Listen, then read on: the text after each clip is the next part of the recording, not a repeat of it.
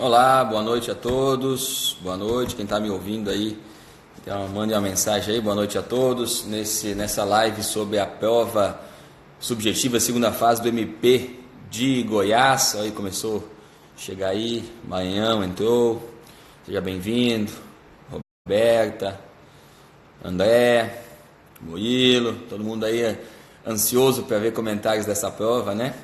Do MP de Goiás, que foi aí nesse final de semana, uma prova muito bem feita, uma prova difícil com alguns temas, tem uma parte naturalmente mais acessível, outra parte um pouquinho mais difícil, com algumas questões. Então o objetivo desse vídeo é justamente comentar, mesmo que nós não tenhamos a prova, ela que ninguém pôde levar, ela realmente completa, mas a gente obteve bastante informações com os alunos que são do Adver. Então, vou me permitir me apresentar, entrou aqui vários, a Roberta, a Bianca, que é minha esposa no caso. Meu nome é Moisés Casaroto, eu sou promotor de justiça do estado de Mato Grosso do Sul e estou aqui como também professor da Adver, de diversos cursos preparatórios para o Ministério Público, tenho acompanhado vários no país, inclusive fui professor também do curso segunda fase da Adver para o MP de Goiás, especificamente na matéria de constitucional, administrativa e eleitoral. Tive a felicidade de, inclusive nas rodadas, colocar uma peça muito semelhante, um ACP com um pedido incidental de declaração de inconstitucionalidade, que depois vou comentar, que até tem divergência em relação a isso ou não, mais coisa, mas com certeza isso vai ter que ter. Várias pessoas entrando aí, uns alunos da Adver, outros não, mas todo mundo sejam muito bem-vindos, Mauro, Nogueira aí, todo mundo bem-vindo aí, vários alunos aí, outros que não são. Mas excelente, o objetivo é comentar mesmo, tá? Então já me apresentei, sou um promotor do Mato Grosso do Sul, mas sou professor da Adver de diversos cursos preparatórios para promotor. Bom, antes de começar a comentar a prova, só duas premissas, tá? Duas premissas. Primeiro, nós vamos fazer um comentário com base só em informações que obtivemos de alunos. Nós temos aqui um felino miano, não se assuste, não é meu gato de estimação. O seguinte, primeira coisa é o seguinte, não temos a prova, então o comentário de cada questão vai ser com base em informações. Eu não li o enunciado, então pode ser que qualquer detalhe às vezes pode mudar a resposta, uma data, uma questão prática, uma data, uma informação a mais. Eventualmente o comentário hoje não é um comentário preciso e exato daquela questão, com base nas informações genéricas que nós temos, o que os alunos conseguiram lembrar. Fernanda, seja bem-vinda, os demais aí, André, todo mundo bem-vindo aí, podem até me ajudar durante Vamos seguir a ordem também, né? Mas a primeira premissa básica é essa. É um comentário genérico sobre o que se espera de cada questão, com base nas informações. Eu não tenho a leitura precisa da prova, portanto, o meu comentário pode ser que com espelho seja diferente, porque eu não tive acesso exatamente a todos os detalhes da prova. Os detalhes da prova são importantes, eventualmente algum comentário meu talvez não estava na prova ou pedia em outro sentido. Com aquilo que eu obtive de informação por enquanto, eu vou dar algumas dicas para que lado devia caminhar. Então acho que é a primeira premissa. Segundo, que é a minha maior especialidade, é constitucional, administrativa e eleitoral, que foi onde ministrei aulas no MP do Goiás, mas naturalmente, como promotor, com as outras matérias, vou me arriscar alguns comentários, mas em penal e processo penal, em civil e processo civil, eu vou ser bem humilde nesse sentido, que eu vou tecer comentários, mas que podem ser sujeitos a questionamento, os outros professores, né, podem não concordar com a minha opinião, eu vou dar a minha opinião pessoal, pelas informações que eu tenho, então, no grupo 1 e 2, e se, com certeza, no grupo 3 eu tenho mais afinidade e conseguir, com certeza, auxiliá-los mais, tá? Sei que está todo mundo preocupado e querendo uma ideia. O objetivo é, claro, acalmá-los, né? E, naturalmente, eu não tenho esperança aí muito bem nessa prova, mas também para aprender, porque a prova subjetiva, tomara que já passem nessa, quem fez a prova, e quem não fez também, o objetivo é o quê? Aprender. É uma prova muito bem feita, com questões doutrinárias, jurisprudenciais, cobrou expressões um pouco difíceis, pouco usuais no direito, no dia a dia nosso, que possa ter dificuldade para alguns, vamos esclarecer. Então, vou começar já o comentário, sem muitas delongas, mas para quem está entrando agora, reafirmar duas coisas importantes. Primeira, que eu estou fazendo comentários com base só em informações da prova, não a prova definitiva, então eu posso tecer comentários com base em detalhes de questões que eu não tive acesso, pode ser que mude no espelho. É uma responsabilidade que eu assumo aqui no sentido só de comentários genéricos, eu não tenho como precisar sem ler o enunciado como um todo. Segundo, que meu grupo é o grupo 3, como professor, mas eu vou tecer também comentários nos outros grupos. Vamos lá então, todo mundo aí chegando, Jéssica, Hélio, Jales, vamos lá, todo mundo aí, muitos alunos e muitos aí que fizeram a prova. Vamos lá. Grupo 1. Grupo 1 de penal, processo penal, diferentemente das outras provas, né? Não tinha uma peça, é muito até incomum, até isso é questionável. Uma prova de penal precisa não cobrar uma denúncia, uma alegações finais, um recurso penal. O examinador optou por fazer só questões, então não teve uma questão prática. A gente esperava, porque olhar as últimas 3 provas do MP de Goiás tinha uma questão prática, e nessa prova não veio a questão prática, veio só questões, mas tudo bem. É possível, o edital era aberto, não dizia especificamente quantas questões ou peças práticas cada uma, então não era obrigatório. Então essa é a minha constatação, a prova de penal inovou ao não botar uma peça prática. Bom, a ordem das questões também eu não vou dizer exatamente. Uma questão tratava sobre a cadeia de custódia, e essa é a mais inovação possível, porque é um tema pouco ventilado, é um tema pouco do dia a dia, do direito, nos manuais de penal, senão não há, porque é uma matéria mais restrita à polícia do que propriamente ao direito. O que aconteceu é que o pacote anticrime agora, o novo Código de Processo Penal que está em termo do Congresso, trata muito. Então, meio que antecipou, existe a discussão no direito sim, mas no direito penal, direito processual penal, especialmente no processo penal, mas não é uma coisa do dia a dia, é uma matéria realmente que não há uma regulamentação específica, não havia. Está no novo código, está na lei pacote anticrime, vai entrar em vigor agora, dia 23, mas vejam, né? Mas é possível, claro, o edital abarca também esse conteúdo, foi uma inovação.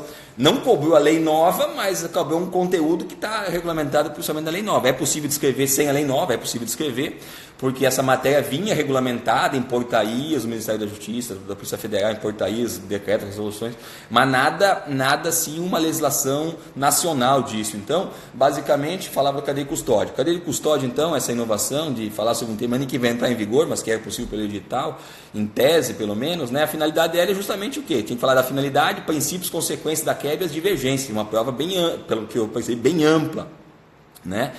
Tinha que ter um conteúdo. Bom, cadeia de custódia, então, o que é a finalidade? Acho que todo mundo, cadeia de custódia, todo mundo sabe que é aquele conjunto de procedimentos para garantir a confiabilidade, a fidelidade da prova, né, quando colhida no inquérito policial, ou mesmo em juízo, por medidas cautelares, né, repetidas, você tem que ter o cuidado para garantir que ela seja a mesma e que ela não sofra nenhum tipo de interferência ou mudança. Isso, a cadeia de custódia garante essa confiabilidade através de procedimentos que asseguram que seja a mesma prova e que ela não foi alterada. Esse é o conceito. A finalidade justamente para garantir segurança, garantir a rastreabilidade, a confiabilidade, preservar essa prova e também garantir o contraditório. Isso é bem importante, porque com base nessa cadeia é que a parte pode exercer o contraditório. Muito legal, tem bastante gente aí online, fico muito feliz aí. Então, o comentário do grupo 1. Cadeia de custódia já disse o conceito, a finalidade é essa. Princípios, olha que interessante, não tem muito material, eu acabei pesquisando até, e um dos autores principais que falam sobre a cadeia de custódia é o professor Geraldo Prado, tem um livro até sobre isso específico, e lá um princípio que devia usar de genérico, talvez alguns usaram, é o princípio do contraditório, o efetivo contraditório, porque a cadeia de custódia é para garantir o efetivo contraditório da parte que não participou da produção, ou que produziu ela, possa ter acesso a toda essa cadeia, naturalmente, mas dois princípios muito específico que pouca gente com certeza lembrou. É o princípio, e olha, o nome até ajuda, né? O princípio da mesmice, olha só, da mesmice, vem do espanhol. O fato é que seja sobre a mesma prova. A cadeia de custódia garante esse princípio da mesmice, que seja realmente a mesma prova, né? E o princípio da desconfiança, ou seja, que eventualmente pode haver algum tipo de alteração, é justamente para garantir que o Estado, que essa prova não sofreu nenhum tipo de alteração, é que esses dois princípios muito específicos, e aí com certeza acho que poucos acessaram, só quem leu muito específico sobre esse tema, alguém que veio da polícia, da doutrina policial, com certeza trabalhou com isso, cadeia de prova, um tema mais da doutrina policial. Então, os princípios atrelados a isso é justamente, além do contraditório efetivo, que podia ser mencionado, o princípio da mesmice, no sentido de que tem que ser a mesma prova que foi colhida, apreendida, coletada nos autos, tem que ser sobre a mesma prova, e o princípio da desconfiança para que justamente se controle, que não se troque de prova, não tenha nenhum tipo de alteração. Outros princípios também, que tem a ver com isso também, é o princípio da conexão da antijuridicidade, que significa que aquela eventual contaminação, né, quebra da cadeia, da causa aquele prejuízo lá em relação àquela prova. Então, basicamente, falando de princípio, contraditório efetivo, mesmice e princípio da desconfiança, são bem específicos, acredito que poucos aí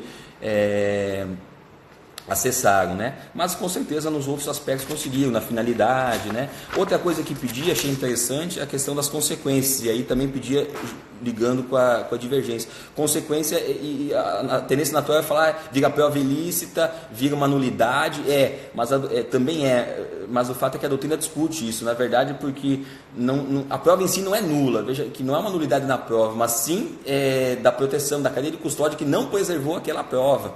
Então não é que se torna uma prova ilícita, mas sim aí que vai a questão, né? Não é uma questão de nulidade apenas. Tinha que fazer essa distinção, que aí que está a divergência que com certeza a prova estava cobrando. A divergência significa se é simplesmente uma decretação de nulidade e não pode ser utilizada, uma prova ilícita ou não. Simplesmente é uma questão do princípio, também vamos chamar de princípio também, da não valoração da prova. Doutrinadores mais garantistas, tipo Eli Lopes Júnior, fala justamente da não valoração da prova. Essa prova ela existe, está aí, mas não deve ser valorada, porque a cadeia de custódia não garantiu a sua confiança, a sua fidedignidade. Outros direito de exclusão física, não valoração e exclusão física. Outros falam da doutrina de uma valoração menor, como ela pode ser, porque a prova existe, pode ser valorada, mas uma confiança menor por causa da cadeia de custódia. Então, basicamente a consequência da quebra seria a questão da valoração, não valoração, prova ilícita, e a divergência justamente estaria nessa questão da não valoração e exclusão, ou outros que entendem que tem um valor menor, a divergência doutrinária reside aí. Então a prova realmente é uma questão difícil, porque é um tema pouco ventilado, né? Muita gente entrando aí, várias pessoas, todo mundo bem-vindos aí, quem entrou depois só reforço, professor Moisés Casou, promotor de justiça, professor Edivero. Eu estou fazendo comentários da prova MP de Goiás com duas premissas. Primeiro, de que eu estou comentando apenas com base em informações da prova, eu não tenho a prova objetiva com todos os detalhes, que eu possa fazer um comentário seguro, eventual espelho posterior pode sofrer alteração, ou outra linha, porque não era o que estava na questão.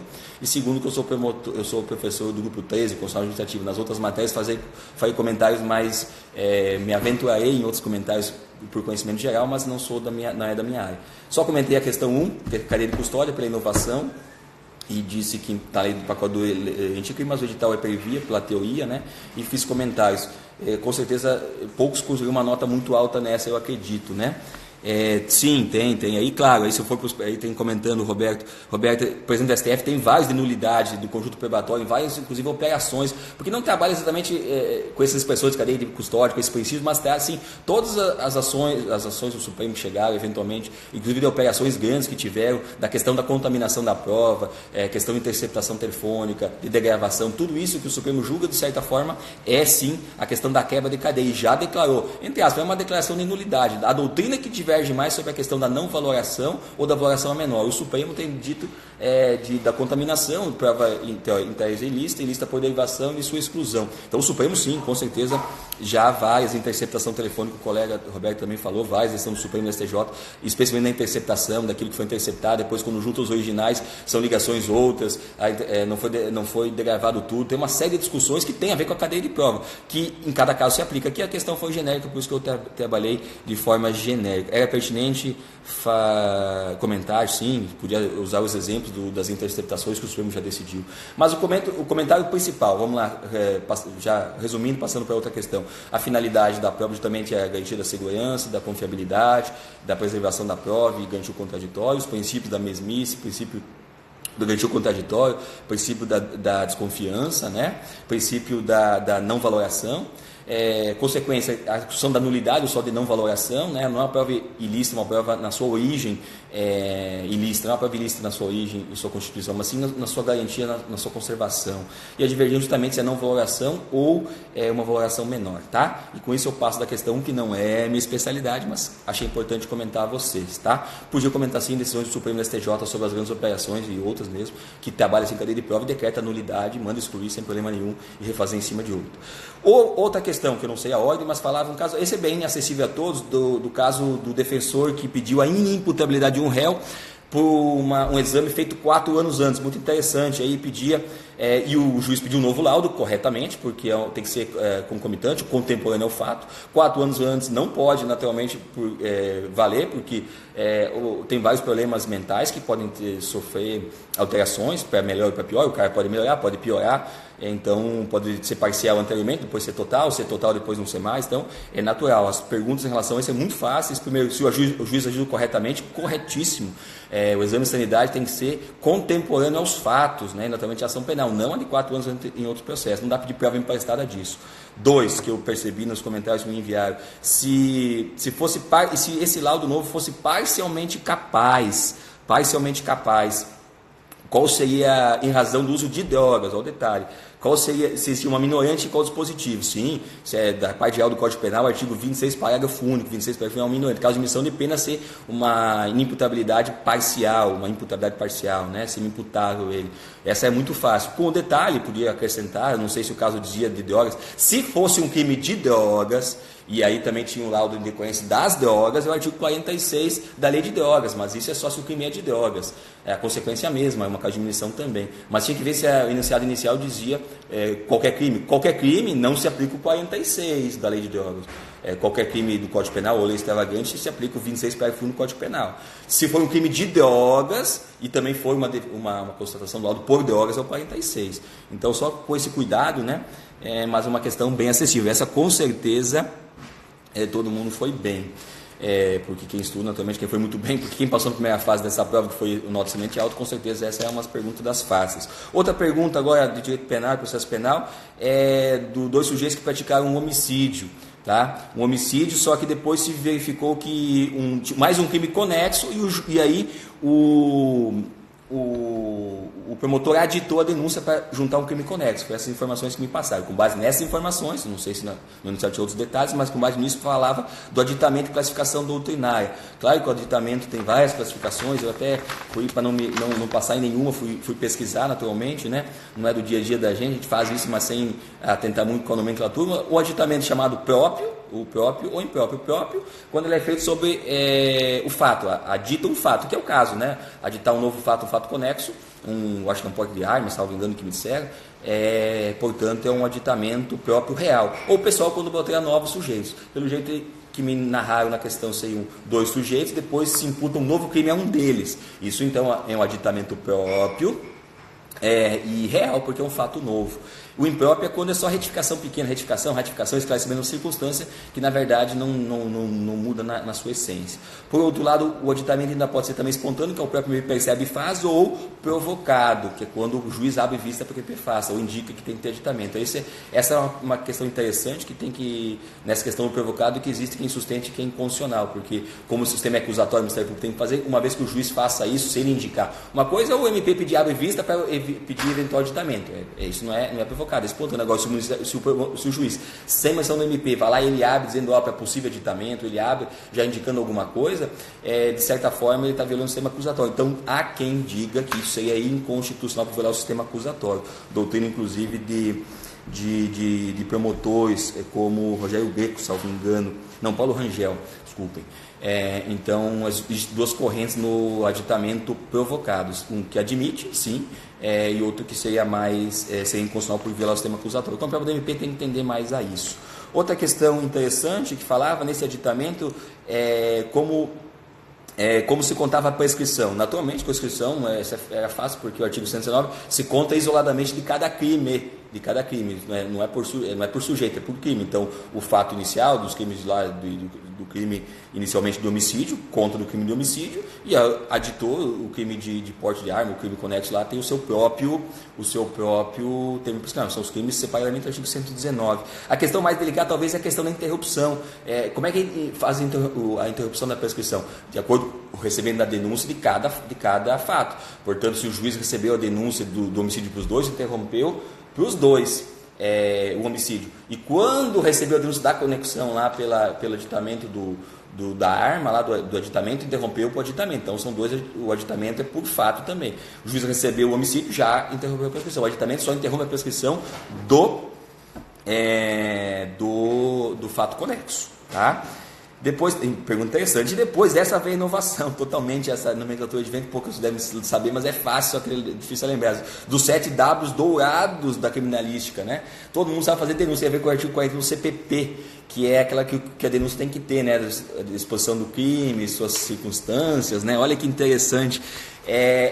O que é aquela. Todo mundo sabe fazer denúncia quando alguém ensinou disso. Inclusive hoje então um estagiário, eu falei justamente isso para ele. O que uma denúncia faz? Diz o que, quando, como, onde, né? Mas tem uma expressão que é feito em latim, né, naturalmente, mas por coincidência as expressões em alemão. Olha que beleza, hein? Claro, felizmente é um item, essa pergunta é um item dentro de uma maior, mesmo que a pessoa não saiba, não vai reprovar por essa questão, talvez tenha uma pontuação menor, é difícil às vezes lembrar, mas o fato é que a doutrina alemã traz essa situação. Até eu trouxe aqui as expressões, mas vou me abster de comentar, porque sinceramente eu já não falo muito bem inglês, que já eu falar nas expressões em alemão, né? Expressões em alemão já é para a dificuldade maior ainda. Deixa eu pegar até aqui. Basicamente, essas 7 Ws dourados tem a ver com a doutrina até de João Mendes Júnior, bem específico também, o examinador foi bem pontual, inclusive, né? Ele tem que, no artigo 41 do CPP, porque o promotor tem que narrar o quê, né? Apontando o autor, então é quem, o motivo, a maneira, o modo, como, o lugar, o tempo, isso vira 7 coisas, né? Que a doutrina alemã, todas começam com W, que é o was, o omit, o ard. Eu não vou aqui, né, mas as 7, isso são os 7 Ws dourados da criminalística, são os 7 elementos que uma denúncia tem que conter para atender os requisitos do artigo 41. E com isso nós fechamos também o comentário dessa questão aí, interessante do examinador, mas que não inviabiliza, dada que nessa questão aí você consegue responder a questão do aditamento, consegue da questão da prescrição e da sua interrupção. Só não acessava, talvez, quem não tinha lido, os 7 Ws dourados, da... Olá, quem está chegando aí novamente aí agora, sejam muito bem-vindos. Todo mundo intrigado com essa prova de penal e processo penal do grupo 1 que não inovou, que não tinha peça prática, questão 1, cadeia de custódia, um tema mais de doutrina policial, mas que é possível acessar sim pela doutrina, agora está legislado, posteriormente podiam fazer referência que estava legislado no pacote anticrime. Mas agora na outra questão que trabalhamos da inimputabilidade, é a mais fácil com certeza da prova, que é uma admissão de pena, artigo 26 do Código Penal, ou se for da lei de drogas e for um crime de drogas lá do 46. Na questão do homicídio do aditamento também, talvez a nomenclatura doutrinária é um pouco mais difícil, mas o resto é possível, da prescrição e interrupção, só os 7 Ws dourados um pouco mais difíceis. Vamos lá, eu falo um pouco rápido, já perceberam, mas vamos lá. Outra questão interessante, também atual, o examinador foi atual, estava acompanhando o noticiário, do vereador que praticou a rachadinha. Bem interessante, vai ver que outras coisas também, que em prova do grupo 2, do grupo 3, também questões atuais, de antidiscriminação, várias coisas aí de temas atuais. Mas o vereador contratou o assessor com a rachadinha de 50%, e só que daí na investigação hein, acoplou mais fatos, um policial civil de Goiás, né, junto com o policial de fardado armado de Minas Gerais, foi lá para fazer na casa do autor lá, e ele não estava, pegou a mulher do cara e bateu nela para dizer onde ele estava. Então ele misturou várias coisas, até um caso bem interessante, para cobrar várias coisas penais e processuais penais. E então pedia crime, pedia competência, reforçando que eu não sou professor titular de penal e processo penal, mas como promotor está texto aqui meus comentários, eu sou professor titular do grupo 3, mas nisso aqui eu achei muito bem feita essa questão prática, exigia, não foi uma denúncia, mas praticamente fez o cara pensar muito nessa. Bom, primeiro, qual é o crime praticado pelo vereador que exige, aí que está, o problema é que tem que ver o que, como eu estou comentando com base nas informações, eu não li narrativa. Que crime o vereador cometeu? Depende, existe uma série de controvérsias. Tem basicamente 3 crimes possíveis que a doutrina diverge, né? E o Supremo também os tribunais já receberam, depende do caso. Tem que analisar o caso concreto e os detalhes da denúncia. Primeiro, pode ser um peculiar desvio. 312 fala que alguém que tem dinheiro, o problema é a questão se tinha posse, não. Desvio de dinheiro público. Então, tem muito, assim, já, inclusive, denúncias do MPF recebidas e processadas, já está em grau do recurso. Quando a rachadinha se é um desvio de dinheiro público, esse conluio entre os dois eventualmente pode configurar, e é o que é mais usado e mais aceito, o peculato desvio. Todavia, a narrativa, a circunstância do caso concreto pode conduzir uma corrupção passiva, diferente, se ele já, né, digamos assim, se é antes, combinou antes fazer tudo isso, 2 em conluio antecipadamente, é um peculato desvio. Mas se, por exemplo, já está contratado, o cara está recebendo, chega o vereador lá e diz assim, passa 50% para mim, ele solicita do cara, 50%. Isso pode ser uma corrupção ativa. E mais do que isso, pode ser inclusive que o vereador seja lá e exija de forma constrangida, porque o servidor, você me passa esse valor de 50%, eu vou te demitir. E já passa uma concussão. Então, nessa questão se a questão não trouxe elementos concretos do que ele estava fazendo efetivamente, a resposta tem que ser também plural. Que em tese pode configurar, depende das circunstâncias de cada caso, corrupção passiva, se solicita, uma concussão, se ele exige, ou até um peculiar desvio, se os dois em conluio lá combinam em desviar o dinheiro público. Então, uma questão que requer um pouco de mais atenção no enunciado, se dá esses elementos para diferenciar os crimes ou citá-los todos. Muito interessante. E aí foi o melhor ainda, quando fizeram para a segunda parte, pelo menos que chegou aqui para a minha informação, baseava no... Já faço o comentário que o colega falou aqui, vou seguir a ordem das questões, vou preservar isso para depois voltar, se for o caso. A competência para julgar os policiais, né? Não tinha nada a ver com a lei do abuso, então a questão do abuso, porque ficou nítido uma tortura, né? Então o que acontece? Tortura. O policial civil, não tem dúvida nenhuma, o policial civil não tem nada de justiça militar, então é justiça comum estadual, não tem nenhum problema. Agora, a divergência isso foi a questão, porque tinha um militar. Porque o que acontece? Tem um militar de farda, armado, aí o que acontece? Olha que interessante. Podia configurar assim crime militar e, portanto, o crime militar tem uma separação dos processos. O policial civil para a justiça comum e o militar para a justiça militar. Porque agora tem aquela mudança agora recente até, que os crimes militares, todos os crimes militares ou não, também militares também vão da justiça militar, mesmo que não está no Código Penal Militar. Então, vai para a justiça militar. E um detalhe, o vínculo jurisprudência dos tribunais superiores é onde tem o vínculo. Então, isso aí na justiça militar lá de Minas Gerais que ele estava. Então, esse é detalhe. Com isso eu encerro o comentário dessa questão, mas só volto lá com um colega, a questão da diminuição de pena se baseava no artigo 45, não se baseava, depende do crime que está. Se o crime, aquela lei, a lei voltar ao comentário da lei de drogas, a inimputabilidade, tá? Um crime dentro da lei de drogas, certo? Se o crime de lá e tiver um laudo e deu sem imputabilidade para a lei de drogas, vai lá pelo 46. Os demais crimes de drogas, os demais crimes que você vai usar, eu considero mais correto o 26 parágrafo único, né? Porque esse é geral. O outro é específico da lei de drogas. Aquele lá não é, o 46 não se espera para toda a legislação. Aquele lá é especificamente a aplicação da lei de drogas, tá? Então, se o enunciado da questão não falar, você podia falar. Se for os crimes comuns, normais, isso aí é o 26. Se for um crime específico de drogas, vai ser de drogas, tá bom? Vamos lá. Bom, a questão dizia que no estado da função, daí sim. Aí se o militar no estado da função, aí muda completamente. Por isso que eu fiz os comentários com duas premissas que eu disse. Primeira premissa, que eu não sou professor titular do grupo 1 e 2, mas vou tecer comentários como promotor e estudioso da matéria. Agora, e também eu estou fazendo comentários com base em informações gerais que eu recebi de alguns alunos que fizeram. Eu não tenho a leitura completa do enunciado da questão, tá? Então, o centro da função, na verdade, não é justiça militar, e aí realmente vai para o justiça comum também, tá? Mas esse é outra situação. Outra que eu peço a todos, vamos seguir na ordem das questões. As que passaram já, eu não vou mais retornar porque senão não consegue ir para frente, já estamos, né, tem 2 grupos pela frente. Eu já comentei no grupo 1, vou fazer aqui um retorno, né, a questão da questão da cadeia de custódia, falei também da questão da inimputabilidade do réu com doença mental, dos 4 anos do processo anterior, que precisava o laudo, mas o novo laudo é ser imputado por droga, já comentei. A questão do crime de homicídio, que depois se aditou a denúncia, também já comentei. E agora comentei a do vereador da rachadinha, né, que eu estou comentando agora, acabei de comentar, e não posso me estender muito mais do que isso, porque não me cabe e também não é possível esgotar todas as questões, e eu não li, eu repito, não li o enunciado como um todo. Mas, repito, que se ficar verificado que o cara está no sítio da função, ou pelo menos estava fardado, com armas, uma situação que te fizesse alusão a isso, tem uma divergência muito grande em relação a isso. Aí tem que ver, o examinador pode adotar um ou outro posicionamento. Pelo que eu li, pelo que me passaram as informações, eu tenderia a justiça militar no estado de Minas Gerais. Agora, lendo a questão detalhadamente, aí eu posso até mudar de opinião, tá ok? Outra questão, já para nós passar, tem mais 2 ainda, tá? A questão das ações neutras é também uma questão também de difícil acesso, talvez eu acho que o grupo de penal vai ser o que vai selecionar, vai eliminar mais, porque ações neutras são uma doutrina bem específica do Luiz Greco, até fizeram uma pergunta, pelo que eu entendi, do Luiz Greco, né? Que ações neutras são justamente aquelas que dentro da linha normal, de um crime, ela não tem uma relevância suficiente para configurar um ilícito.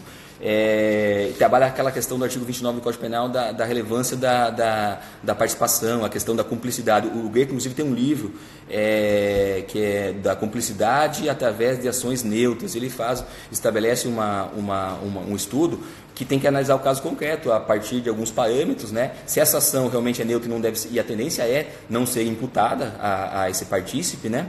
Ou para alguma coisa relevante realmente poder atuar, poder também responder pelo 29. Inclusive o Luiz Greco desenvolve essa teoria no Brasil, ele adota o princípio da proporcionalidade, da relevância da conduta.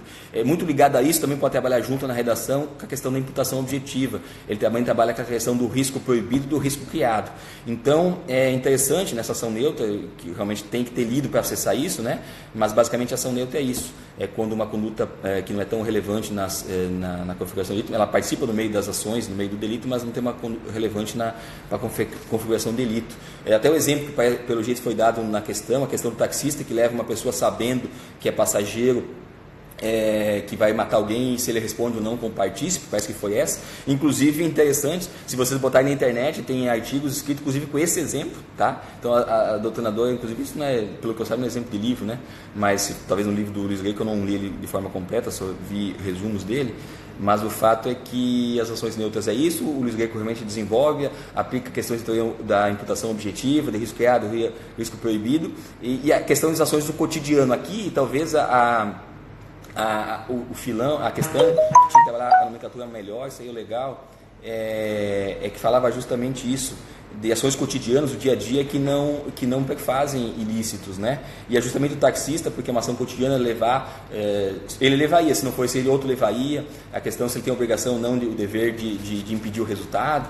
Então, a questão aí do taxista, como é que você resolveria isso? A tendência, né, é de uma não participação, por ser uma conduta do cotidiano, uma ação neutra. Mas, dependendo das circunstâncias do caso concreto, da sua colaboração material, até pode, dada a relevância da sua conduta, imputar o 29. Então, tem que trabalhar, eu não li o enunciado da questão, mas dá para trabalhar com essas situações aí.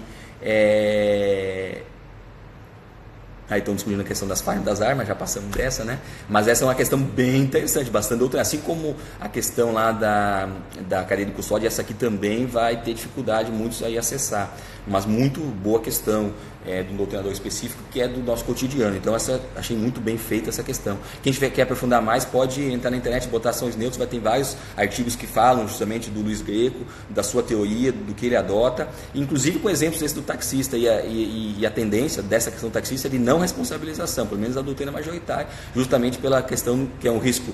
A lei não proíbe ele fazer isso, de fazer a corrida, né? E cobrar por isso uma ação cotidiana, mais do que isso, é um risco permitido e não proibido. Tem que analisar a conduta dele dentro da imputação objetiva, se ele fez uma conduta proibida no sistema ou ele aumentou um risco permitido. Não me parece que seria isso no caso, tá? Mas é prova de promotor, vai saber o que o examinador quer ser um pouco mais duro. Pelo menos indicar que pode ser que ele responda de acordo com as circunstâncias do caso concreto, certo? Outra questão bem específica, achei bem legal também, essa outra prática, esse consorciário, questões doutrinárias profundas, e agora já uma outra do sujeito do posto de gasolina que vai lá, abastece, disfarça e foge sem pagar os R$42 de combustível, pedir qual é o crime. E aí, naturalmente, e depois pedir qual é o crime, a questão de tipicidade material, e se tinha também a questão de diferenciar concurso mediante fraude, estelionato e apropriação indébita. Legal, questão do dia a dia nosso, muito boa. Essa não foi feita peça prática, mas foi feita uma questão bem prática em relação a isso. Legal. Bom, qual é o crime? Basicamente, eu acho que é estelionato, porque, na verdade, inclusive na forma privilegiada lá, talvez eu parte meio pelo baixo valor. Então, questão primeiro do que crime é estelionato, porque veja bem, e aí já diferenciando, porque uma das questões é fraude, estelionato e apropriação indébita. Bom, estelionato é quando o cara engana, a vítima voluntariamente entrega o bem e ele, mediante ardil, aqueles meios lá fraudulentos, ele engana a pessoa e consegue. Diferente do furto, o furto ele usa da fraude para enganar a pessoa, não percebe que está sendo furtado e é furtado. E a apropriação indébita ele já tem posse, ele tem a posse e deixa de restituir. Então, pelo narrativo do caso, trata-se de um estelionato. Tá? A questão da tipicidade material, aí tem que analisar. Olhando individualmente só a questão dos R$42, não tem tipicidade material, pode ser o princípio da insignificância. Mas tem que analisar todos os vetores do Supremo Tribunal Federal, especialmente a questão que se ele é reincidente ou não, a questão da subjetividade lá, porque é prova do promotor. Tu não vai dizer, não, é insignificância e acabou. Não, nesse caso, bom, aí já está me dizendo que já diz que é reincidente. Reincidente não se aplica, o MP não defende. O cara que mesmo furto pequeno valor, se ele é reincidente específico, principalmente, porque tem aquela reincidência dolosamente distinta. O cara é reincidente em várias vezes da Maria da Penha. Ele faz um furto, ele tem direito à significância no furto. Então, tem vários detalhes meandros nessa questão. Né? Primeiro que o crime eu acho que é estelionato. Segundo, a tipicidade de material a princípio não existe, é insignificante. Agora, se ele é reincidente, não é. Tem que ser reincidente específico, crimes patrimoniais. Bom, aí deixou a bola picando. Fala aí, segundo o aluno aí está dizendo que é reincidente específico. Então morreu, não tem insignificância. O que podia ser é a questão do estelionato, do estelionato de menor valor lá do parágrafo primeiro, a semelhança privilegiada. Semelhança do furto do 150 parágrafo primeiro, do 170 parágrafo primeiro também que se aplica. Tá? Muito legal, muito interessante. Então, muito boa. E depois falar de diferenciação de delito mediante o furto mediante fraude, estelionato e apreensão, que acabei já comentando, se é doutrina pacífica, é bem tranquilo, mas basicamente eu já expliquei isso aí para vocês. E a última questão do grupo 1, que eu tenho que encerrar, sabe? Grupo 1, não é que eu tenho 2 grupos ainda, mas veja que prova que não tem peça prática, mas teve questões doutrinárias profundas, mas também teve questões práticas muito interessantes e do dia a dia. Tá? 6. O juiz manda desclassificar, outra questão prática interessante, penal e processo penal, falava que o juiz mandava desclassificar um crime mudando os fatos. Ele não julgava, né, não condenava nem absolvia, mas mudava, desclassificava para outro crime. E aí pedia, se mesmo incompetente ele devia julgar pela petição da jurisdição, não, depende. Isso está específico, isso está no artigo 383, isso não é mutátil, não mudou os fatos, é emendátil, né? É emendátil, não mudou os fatos, só mudou a definição.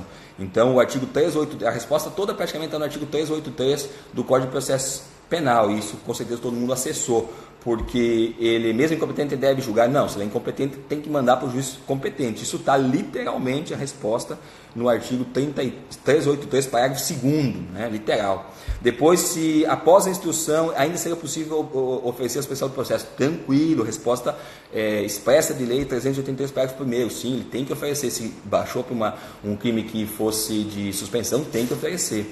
E aí perguntava se o MP deveria propor, o MP é obrigado a propor. Não, o MP não tem como obrigar o promotor a propor. Se ele diverge, ele pode pedir o 28. E mais do que isso, o promotor pode recorrer, o cara pode desclassificar, dizer, o promotor oferece, não ofereço, vou recorrer da tua decisão de classificação. Então, o promotor não é obrigado a oferecer. A desclassificação dele pode ser questionada pelo promotor mediante recurso. Então, não, eu não vou propor, porque eu discordo do teu desclassificação e vou recorrer da desclassificação. Né? Discorda, quer dar seguimento, discorda. Então, o artigo 28 justamente é passivo doutrina de jurisprudência, não oferecimento pelo Ministério Público de suspensão do processo, quando o juiz entende cabível, o artigo 28, manda o PGJ. E por último, dizia ainda, se ela fosse dada pelo tribunal do júri, salvo engano, né? Fosse dada pelo tribunal do júri, olha que interessante. E aí, cabe aí a proposta de suspensão também, mesmo que o MP não concordar? O raciocínio mesmo não concordar. O MP não concorda, recorre ou manda para o 28. O MP não tem o que fazer. Não, o juiz não pode obrigar. Agora, se fosse no tribunal do júri, pode ter suspensão? Eventualmente, depende dessa desclassificação, sim. Agora, a desclassificação não é dada ao crime pelo tribunal do júri, porque o tribunal do júri só diz, não é doloso contra a vida. Não é o tribunal do júri que diz qual é o crime. É o juiz que, o tribunal do júri não é doloso contra a vida. Não é, aí o juiz vai definir qual é o crime. Em sendo aquele crime, uma lesão corporal, por exemplo, cabe suspensão? Uma lesão corporal. Cabe suspensão? Aí não é tentativa, é só uma lesão corporal, cabe suspensão, aí que vai ter a discussão, mas tem que ter enquadramento do magistrado, porque então não é o tribunal do júri que diz que é o crime só diz que é crime diverso, não disse qual, né? Mas com base nisso é bem tranquilo, também é possível. Então, dessa de prova de penal, encerrando o grupo 1, duas questões bastante difíceis do ponto de vista do conhecimento, tinha que ter lido especificamente, que é a questão da cadeia de custódia, uma doutrina mais até policial do que problema do nosso dia a dia do direito, mas que é possível acessar. Segundo, a outra questão difícil das ações neutras, a específica do Luiz Greco. E as outras eram mais práticas, todo mundo pode acessar com certeza, basicamente com artigos de lei. Então é possível, sim, no mínimo ter uma nota mínima, um pouquinho mais, quem conseguiu acessar um pouco mais. Aí. Uma prova em que parece ter sido sem peça prática, bem feita, com questões práticas muito bem elaboradas, do dia a dia, e que com certeza aí vai selecionar realmente algumas situações bem específicas de quem leu essa doutrina atualmente, mas também alunos que têm boa experiência prática, consigam encaixar bem a tipificação né? Questões bem penais, processuais penais juntos, tá bom? Com isso eu encerro o grupo de penal, tá? O comentário. Vamos lá, grupo 2, também não é, retomando para quem entrou depois. Tem até um pessoal rindo aí que o professor tá botando desculpa não. Grupo 2 também não é matéria específica, meu grupo, mas vou fazer tecer comentários e mais. Eu não estou lendo o enunciado completo da questão, eu estou com base em informações que eu obtive de alunos, né, e eu estou tentando apontar o caminho, né. Com certeza quem lendo a questão pode ser que o espelho vá para outro caminho, porque tem alguns detalhes, algum detalhe pode mudar completamente, uma data muda completamente, uma situação, uma nova pessoa, uma nova circunstância que eu não tenha acesso a essa informação pode mudar a direção do gabarito. Mas, a grosso modo, essas são as informações importantes do grupo 1. Do grupo 2, uma prova um pouquinho mais tranquila, talvez, no nível de dificuldade, de acesso, talvez a mais difícil a 1, a mediana a 2 e a 3 que teve mais acesso, talvez todo mundo. No grupo 2, de civil, processo civil, difuso, não vou dizer também as questões na ordem, porque eu não sei naturalmente a ordem, mas a primeira delas falava o que são conflitos estruturais e as consequências para o processo. Essa é uma questão também que não é difícil, mas tem que conhecer um pouco a nomenclatura. Ela pode ter dois viés. Eu acredito, porque eu li, pelo que me passaram aqui, das informações, tem a ver com decisões estruturais, sentenças estruturais, decisões estruturantes, que é justamente aquelas questões complexas, vendo o poder público, que quando você dá uma sentença que envolve políticas públicas, você não consegue, através do canetaço do juiz, você conseguir impor todas aquelas situações do dia para a noite. Você tem que fazer, uns também tratam lá na execução, como execução negociada em juízo, mas esse é o tema que eu entendi que é a questão de conflitos estruturais, são esses conflitos que envolvem implementação de políticas públicas ou questões complexas que demandam uma sentença totalmente... Isso, eu já estou falando, processo estrutural, perfeito, é isso mesmo. Por que isso é tão importante? Porque foi positivado na nova lei de introdução às normas do direito brasileiro, no LIMPS, o artigo 21 e o seu parágrafo 1º. É interessante, talvez por isso que chamou a atenção do examinador, o artigo 21 da nova LIMPS fala que a decisão que na esfera administrativa, controlador judicial decretar a revelação do ato, contrato, ajuste, processo ou norma administrativa deverá indicar de modo expresso as suas consequências jurídicas e administrativas. E até faz consequências lá na questão do processo. Litígio estrutural, esse foi o termo, tá? Eu acho que está mais por aí mesmo, processo estrutural, litígio estrutural. E o parágrafo fala mais, a decisão que se refere ao caso desse artigo deverá, quando for o caso, indicar as condições para que a regulação conte de modo proporcional e equânime, sem prejuízo dos interesses gerais, não podendo impor aos sujeitos atingir ônus ou perdas que, em função da peculiaridade do caso, sejam anormais ou excessivos. Então é aquela questão de, é como se fosse uma sentença de estipular um cronograma de cumprimento, levar em consideração a complexidade dessas relações. Essa é uma vertente que eu acredito que é a mais possível. Conflito estrutural, processo estrutural, litígio estrutural, sentença estrutural, tudo isso tem a ver com isso. Mas tem uma outra vertente que tem a ver lá com solução consensual do conflito, o chamado conflito estrutural, mas é muito específico. Conflito estrutural é aquela situação também que tem o conflito inicial entre as partes, existe não o conflito só aparente, é aquele conflito que permeia todas as situações que estão por trás das partes e que eclodem numa questão jurídica. Em direito de família, direito de família tem um conflito familiar, vamos supor, num litígio do patrimônio lá, mas na verdade está por trás disso toda uma questão sentimental, toda uma questão... Eventualmente tem todas umas situações emocionais, isso numa questão familiar, mas se for num conflito bancário, tem questões político-econômicas, então tem essa vertente pouco utilizada, mas é possível. Eu não sei o que o examinador quis dizer, porque eu não li o enunciado como um todo, mas a princípio, acredito que é a primeira vertente que eu falei, do conflito estrutural, litígio estrutural, o processo estrutural, decisões complexas lá da LIMD, de implementação de políticas públicas, ou decisões complexas que o juiz demanda uma especificidade na determinada sentença para que consiga realmente ser implementada. Acredito que é por aí. Se não for isso, vai ser essa outra vertente bem específica, né? Mas acredito que seja a primeira delas, muito interessante. Outra questão do direito civil, e aí outro tema atual, a chamada da antidiscriminação dos contratos, né? Pelo que eu entendi, só veio essa informação, tratar sobre essa questão da antidiscriminação dos contratos, é possível ou não, claro que os contratos têm uma liberdade contratual, e aí que está, se é possível estabelecer regras ou não de antidiscriminação na questão dos contratos. Em regra, realmente, você não pode fazer regras contratuais que façam discriminação. porque o princípio da dignidade da pessoa humana, e aí talvez um pouquinho melhor para o civil, tinha que fazer menção ao princípio da função social do contrato, o princípio da igualdade, ao princípio da boa-fé objetiva. Esses princípios demandam que as partes não coloquem cláusulas discriminatórias de qualquer natureza, as partes, né?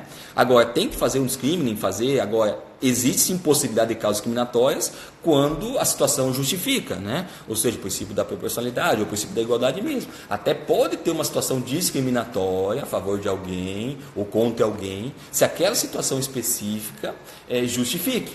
Imagina fazer um contrato com uma pessoa que está em moda agora, uma pessoa que é altruísta. Ela tem algum discernimento, inclusive tem muito discernimento, e aí você pode o contrato prever situações discriminatórias, que pode do ponto de vista, mas que geram um benefício específico em relação a uma situação. Então, nessa questão da regra da antidiscriminação nos contratos, regra geral não pode realmente ter cláusulas discriminatórias, não pode, né? Pelos princípios da função social do contrato, da igualdade, da boa-fé objetiva, dignidade da pessoa humana, com certeza. Mas, por outro lado, tem essa questão de em situações excepcionais, quando o discrimen se justifica, é possível algum tipo de discriminação. Isso eu acho que é possível, essa ponderação. Outra questão, a questão que tratava também agora do grupo 2 sobre o princípio da subsidiariedade da saúde na perspectiva da reserva do possível e princípios correlatos, né, o junto com essa situação. Boa também pergunta, tem duas vertentes, eu acredito numa principal e uma segunda vertente. A primeira, que eu acredito, pelo que juntou aqui, da informação, eu não li o enunciado como um todo, mas quando fala princípio da subsidiariedade linka na saúde, linka com o princípio da reserva do possível, a questão da subsidiariedade, que pese não ser doutrina majoritária nem jurisprudência majoritária, trata daquela questão da saúde, da questão federativa, da questão da hierarquização, em que pese não está no texto constitucional, está no texto infralegal, das demandas que é de competência da União, dos estados e dos municípios. Então, é tese muito comum dos municípios, além da reserva do possível, que não tem dinheiro para fazer, mas também é o princípio da subsidiariedade, que existe uma hierarquia administrativa interna para atender essas demandas. Então, quando fala o princípio da subsidiariedade na perspectiva do possível, também os municípios se defendem muito dizendo que a questão é verba da União, verba dos estados. Então, tem essa questão da discussão federativa do município ser subsidiário na saúde, portanto o principal seria a União e o Estado. Esse é o principal vetor e naturalmente quais os princípios correlatos a isso, o princípio que tem a ver com tudo isso, então, né? Tem a ver especificamente com o princípio da reserva do possível. Do outro lado nós temos o princípio do mínimo existencial, toda aquela discussão já antiga, né, na judicialização da saúde pacífica já nos tribunais. Mas tem uma vertente diferente que, se alguém se atentou, podia colocar também, que não aí não ficou bem claro, pelo que eu tive de acesso à questão até então, o princípio da subsidiariedade também na saúde. Tem uma outra vertente agora, da questão dentro do princípio, claro que a saúde é para todos igual, o princípio da uniformidade também, da universalidade, apresenta exceções no sentido da subsidiariedade, da questão de quem é economicamente hipossuficiente, que quem tem plano de saúde, quem tem condições econômicas deve bancar sua saúde, e as ações de saúde judiciais devem ser custeadas só para as pessoas hipossuficientes. É uma vertente da questão da subsidiariedade do direito à saúde, que também tem uma ligação com a reserva do possível, porque uma vez que, como não tem dinheiro para todo mundo, a ideia é arcar com os hipossuficientes. Então, pelo que eu sei da questão, se eu fosse candidato, eu dessa questão botaria um, e se eu soubesse, com certeza, os dois. Com certeza, quando vi essa questão, só sabia um e eu acabei tendo que pesquisar. E aqui a honestidade faz toda a importância, sim. Pesquisando esse tema hoje, eu só me lembraria naturalmente da subsidiariedade do município, da reserva possível em relação aos entes federados. Mas hoje está muito forte essa questão, inclusive decisões tribunais, falando em subsidiariedade para hipossuficientes, e quem tem condições de arcar. Interessante, uma prova, essa questão talvez não é acessível para todo mundo. Outra questão agora, essa é mais fácil, a questão da dialeticidade dos recursos. Falava especialmente de apelação, de agravo de instrumento, mas é tranquilo, né? A dialeticidade é que tem que ser impugnado no recurso, seja no agravo de instrumento ou na apelação, né? Pontualmente as questões de fato e de direito que você quer rebater naquela sentença. Então é aquela questão da impugnação, por semelhança, assim como na petição inicial, uma contestação, lá você tem o ônus da impugnação especificada de fato e direito, aqui só mudou o nome. Nos recursos você tem o ônus de impugnar especificamente os fatos e direitos que você quer impugnar daquela sentença. Não se admite aquele recurso genérico, né, contra a sentença, aquele recurso que fala genérico, ou só transcreve a petição inicial ou transcreve as alegações genericamente. Você tem que impugnar especificamente os pontos da sentença que você quer combater. E os tribunais estão começando a aplicar esse princípio para extinguir os processos, extinguir os recursos. E detalhe, prevalece inclusive nos tribunais superiores, que isso aqui inclusive, que tem aquela questão, tem que abrir para sanar vício, né? Agora, o princípio do contraditório efetivo, que tem que abrir para sanar vício, sim, mas vício formal. Os tribunais não aceitam que o cara vá lá com base na dialeticidade e mandar o cara fundamentar o recurso no mérito. O cara não faz um recurso dando mérito, depois o tribunal vai abrir para ele fundamentar no mérito. Aí não. A questão que tem que abrir o contrato efetivo para suprir e sanar a deficiência formal, não a material de mérito, né? Aqui, o artigo também pedia, segundo aqui a Natália está contribuindo conosco, dizendo que o artigo também pedia quais os artigos específicos que fundamentam a dialeticidade. O artigo 1011, inciso 1, 2 ou 3, alguma coisa assim, de cabeça, não lembro de cabeça, o CPC é um pouco não é corretoso. O artigo 1021, parágrafo alguma coisa. 1011 e 1021, salvo engano, inciso e parágrafos tratam dessa questão, tá? Mas é basicamente que tratam disso, tá? Da dialeticidade tem a ver com a impugnação de fato e de direito dos pontos da sentença, né? A questão da congruência do teu recurso praticamente com a sentença. Você não pode fazer um recurso genérico, tá? Os artigos basicamente, salvo engano, 1011, eu tive o agravo de instrumento 1011 e 1021, tá? Que tratam dessa questão aí, tá bom? Muito boa questão. Outra questão agora, ainda do grupo 2, e essa bem específica também, um caso prático, né? Além de uma peça prática, teve esse caso prático. Falava de um adolescente apreendido por tráfico de drogas, e aí mais difuso, talvez, nessa questão, na questão do ECA, né? O delegado botou liberdade, que é o mais comum dos casos no tráfico mesmo, só que depois uma mãe surge no MP dizendo, publicar a foto do meu filho numa rede social, dizendo que ele é traficante, mais ou menos isso. Pedia qual a medida judicial, qual a medida aplicada pelo Ministério Público, sem a questão criminal. Salvo engano, só me corrija se está certo aí. Falava não abordar a questão criminal, não estava falando do ato infracional em si do tráfico, não é isso que estava falando. Estava falando... você está falando da prova do grupo 2, civil, processo civil e difuso. O colega está pedindo em que prova nós estamos, grupo 2, civil, processo civil e difuso. Já falamos dos conflitos estruturais, ou decisões estruturais, essa vertente que eu achei mais possível. Falamos da autodiscriminação dos contratos, falamos da subsidiariedade na saúde, falamos da dialeticidade nos recursos. Agora estamos falando da outra questão, MP Goiás, também tem a ver com tudo isso, né? MP Goiás. Também agora tem a ver com o adolescente apreendido por tráfico de drogas, mas solto, publica na rede social o nome falando que ele é traficante. Chega no MP a mãe. O que é medida judicial? Medida do MP, claro. A mais básica que todo mundo tem que saber, naturalmente, é a infração administrativa. Lá no artigo 247 do ECA tem infração administrativa por divulgar foto de adolescente para fracionar a nomenclatura, a imagem, né? Claro. Só que tem mais uma coisa que podia ser um plus interessante. Em rede social, tem a lei do marco regulatório da internet, direito de resposta, ou exclusão de coisa ilícita. Ela tem, não direito de resposta propriamente, mas tem na lei do marco regulatório a questão de notificar para fazer a entrega, a retirada daquela mensagem. Então, digamos, daí ia para tecer um pequeno comentário. Ademais, o promotor também podia demandar, inclusive de forma extrajudicial, a pessoa ou o ente lá com base na lei do marco regulatório da internet. Mas assim, não sei se o senador queria isso não, seria um plus bem interessante se colocassem, tá? Com certeza aí está mais pelo ECA, mas seria uma informação interessante, mostrei para o examinador que você está muito atualizado e bem.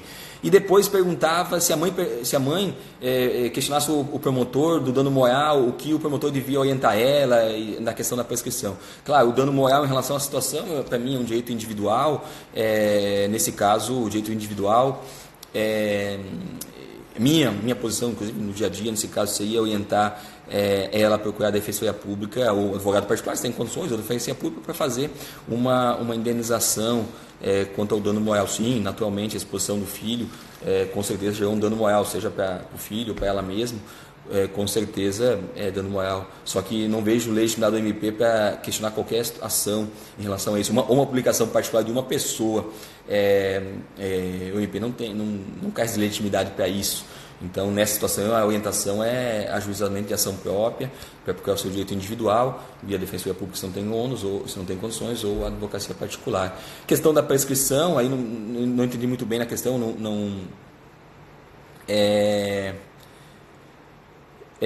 não sei bem em relação ao que estava a prescrição de que, se era a prescrição do ato infracional, com certeza não era, a prescrição da infração administrativa, não sei, pelo que eu entendi aqui, isso aí tem a ver com o dano moral, né?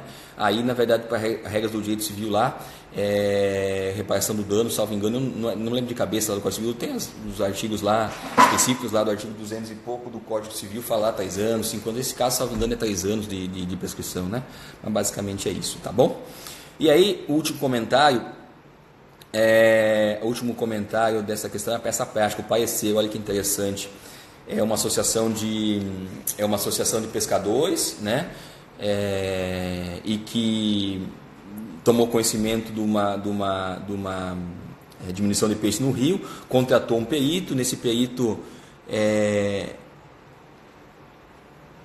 não é um comentário já de uma questão passada, já comentamos bastante.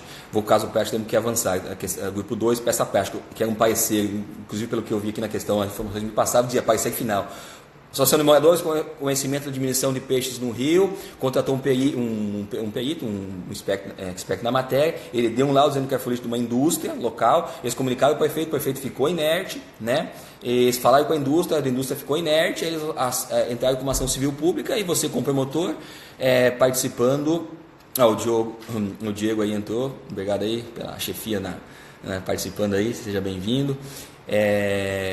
Nesse caso aí pedia como promotor fazer o parecer final, então ficou muito bom, inclusive como professor do grupo 3 eu falei sobre parecer, né, em ACP inclusive, em mandado de segurança coletivo, fiz uma estruturinha do que um parecer tem que ter, a ordem de endereçamento, relatório, preliminares de mérito, depois no mérito, e aí você tinha todo o esqueminho, o esqueleto de como fazer um parecer. Aqui naturalmente é só encaixar no mérito em relação a isso, né, e aí com base nisso, numa ACP próxima associação, o promotor dá o seu parecer. Naturalmente que você como promotor vai endereçar aqui não dizia para excluir o relatório também, endereçar ao magistrado, fazer um relatório básico, né? Seria interessante aqui botar não uma preliminar, mas um tópico dizendo da trabalhar, pelo menos, da legitimidade do Ministério Público como custos legis, nesse caso, né, o fiscal da ordem jurídica, dar o fundamento disso, também falar da legitimidade da associação, se ela tem constituição, cumpre os requisitos, não sei se trazia essa questão de 1 ano, trazer uma questão processual que está cumprido, isso aí para mostrar que conhece, e a partir daí enfrentar o mérito, né, porque depois falava que essa ação era de uma ACP de improbidade, né, pedir improbidade do prefeito pela omissão, eu considero viável sim, o prefeito se omitir no seu dever da questão do meio ambiente, do dano ambiental lá dos coisas, em relação à própria comunidade de pescadores, tem uma série de danos, teve omissão com certeza do prefeito. Do município, a do município também há responsabilidade, uma vez que o município, então, pelo dano ambiental, pelo menos subsidia, que é objetiva, né, e solidária, mas ele tem sim a obrigação de fazer. Agora, eu excluí a questão do dano material aos pescadores, porque, segundo as informações que eu obtive, eu não li o enunciado como um todo, tá? Eu não li o enunciado como um todo, mas eu acredito, né, tendo as questões preliminares, que eu faria de preliminares processuais dizendo que está ok, no mérito eu falaria que tem, claro, tem que falar que tem prova disso, está comprovado, falar um pouquinho dos fatos, porque parecer é uma análise completa de fato e de direito, como eu ensinei nas minhas aulas lá do parecer, sobre aquela controvérsia. Então vamos fazer um relatório do andamento processual, quando chegar a falar questões processuais é que está tudo atendido, mas você chega lá, falou associação para improbidade, sim, aí é uma prejudicial total, né? Com certeza. Na improbidade você pode levantar uma preliminar de ilegitimidade, uma legitimidade da associação para a improbidade, porque a improbidade é do Ministério Público ou a pessoa jurídica lesada, não tem a legitimidade da associação, e nem está nos seus, mesmo que fosse discutível, não está nos seus objetivos, né, a improbidade aí, com certeza, né? Então, na improbidade, em que peça é viável, o pedido não é viável a legitimidade, isso é verdade, tá? Mas, vamos lá, o MP tem uma legitimidade superveniente, pode se colocar lá como Podia tecer, mas tinha que construir todo. Ah, relatório foi dispensado, perfeito. Não tinha lido o enunciado, perfeito, só mérito. Se o MP não teve uma atitude positiva anterior, não pode chegar ao final e simplesmente pedir a condenação de improbidade, né? Tem que falar da legitimidade do órgão que pediu a improbidade. Então, improbidade por legitimidade, mas no mérito ela seria viável, tá? Seria viável sem problema nenhum, tá? Agora, o município sim, tem o dano ambiental, tem que responder pelo dano. Agora, o dano material dos pescadores, indireto, eu acho forçado, tem que ter a questão de bom senso. Toda a população vai pagar pelo dano dos pescadores quando tem uma indústria, omitiu.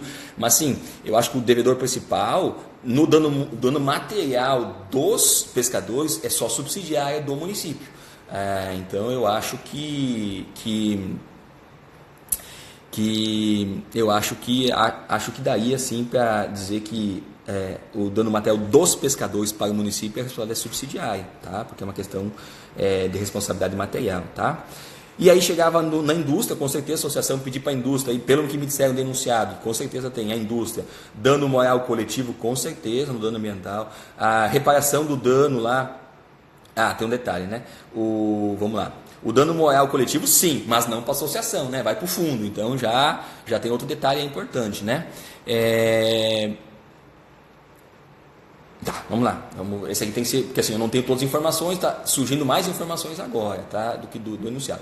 Pelo que eu tinha da informação, dispensado o relatório, então, na questão das questões preliminares, tem que analisar a questão da legitimidade do MP, da legitimidade da associação, depois trabalhar com a preliminar de mérito da legitimidade da associação para a improbidade, ok. Aí tinha que ver se no enunciado tinha alguma coisa para o MP fazer uma legitimidade superveniente para dizer que quer a improbidade como uma legitimidade superveniente, em que pese não ter abandono, uma questão bem discutível, tá? Tem que ver o examinador se vai acatar essa legitimidade superveniente do MP para a improbidade, porque a não ser que na questão dizia que ele teve algumas